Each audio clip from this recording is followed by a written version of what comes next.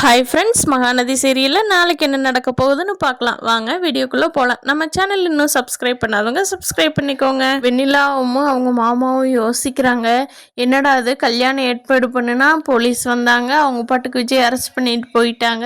இப்போ நானும் வெண்ணிலாவும் தான் அனாதையாக இருக்கிறோமே, இப்போ என்ன பண்ணுறது, இவங்க பேச்சை கேட்டு வந்து கோயிலில் தான் அனாதையாக நிற்கிறோமே அப்படின்னு வெண்ணிலாவோட மாமா ரொம்ப ஃபீல் பண்ணி வெண்ணிலாட்டு சொல்லிட்டு இருக்காங்க.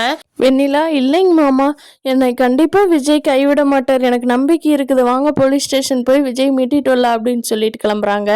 போலீஸ் ஸ்டேஷனில் விஜயோட சித்தப்பா விஜய் உசுப்பேத்தி விடுறாரு. அப்போ தான் அவன் கை வைப்பா, போலீஸ் அவனை அரெஸ்ட் பண்ணி உள்ளே வைக்கும் அப்படின்னு சொல்லி.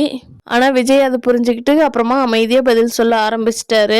ராகினியோட அப்பா இருக்கிற தைரியத்தில் விஜயோட சித்தப்பா நான் தான் கொலை பண்ணினேன் அப்படின்னு சொல்லி நிற்கிறாரு. ஆனால் விஜய்க்கு இதுக்கும் எந்த சம்மந்தமும் இல்லை. வரனா ஒரு வழியாக சமாதானப்படுத்தி அவங்க கடையை ஓப்பன் பண்ண சொல்லி தாட்டி விட்டுட்டு காவேரி வந்து போலீஸ் ஸ்டேஷனுக்கு வந்துடுறாங்க. எப்படியாவது விஜய் வெளியே எடுத்துடணும் இந்த பிரச்சனையிலிருந்து அப்படின்னு சொல்லி.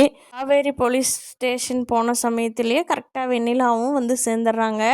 நீ எதுக்கிட்டு இங்கே வந்த அப்படின்னு வெண்ணிலா கேட்குறாங்க. காவேரி, நான் தாண்டி விஜயோட பொண்டாட்டி, நான் வராமல் வேறு யார் வருவா அப்படின்னு கேட்குறாங்க. நீ பொண்டாட்டி, அப்போ நான் யார் அப்படின்னு வெண்ணிலா கேட்குறாங்க. நீ வந்து அவரோட எக்ஸு, நான் வந்து அவரோட சட்டப்பூர்வமான மனசுப்பூர்வமான நான் தான் விஜயோட பொண்டாட்டி, இதை யாராலையும் மாற்ற முடியாதுன்னு காவேரி தைரியமாக போல்டாக பேசிகிட்டு இருக்காங்க. விஜய் கேட்குறாரு இன்ஸ்பெக்டர்கிட்ட, சார் நான் கொலை பண்ணியிருப்பேனா, அப்படி இருந்தால் ஒரு பொண்ணு கல்யாணம் பண்ணி அந்த பொண்ணு எங்கூட சந்தோஷமாக இருக்குமா, அதை விடுங்க, வெண்ணிலாவோட அம்மா அப்பாவை கல்யாணம் பண்ணியிருந்தேன்னு வெண்ணிலா யோசிச்சிருந்தாவே இப்போ என்ன கல்யாணம் பண்ணிக்கிறேன்னு நிற்பாளா, நீங்களே கொஞ்சம் யோசிச்சு பாருங்க சார். இந்த ஆள் என்னமோ பண்ணிவிட்டு என் மேலே பழி போடணுங்கிறதுக்காக போடுறாரு. இவருக்கு முதல்ல இருந்தே என் சொத்து மேலே கண்ணு, அதனால் என் மேலே பழி போட்டு என்னை ஜெயிலில் தள்ளிட்டு அந்த சொத்தை அபகரிச்சுக்கலான்னு பார்க்குறாரு அப்படின்னு சொல்லி சித்தப்பாவை இன்ஸ்பெக்டர்கிட்ட பொறுமையாக சொல்லிட்டு இருக்காங்க விஜய். ஆனால் அவங்க சித்தப்பா, என்ன விஜய், நீ தானே கொலை பண்ண சொன்ன, இப்படி மாற்றி மாற்றி பேசலாமா, நான் வேண்டான்னு தலைப்பாடாக அடித்தவனே நீ தானே சமாதானப்படுத்தி கொலை பண்ண சொன்னேன், என்ன விஜய் என்னை பார்த்து உனக்கு எப்படி இருக்குது அப்படின்னு நல்லா ஆக்ஷன் பண்ணிகிட்டு இருக்காரு.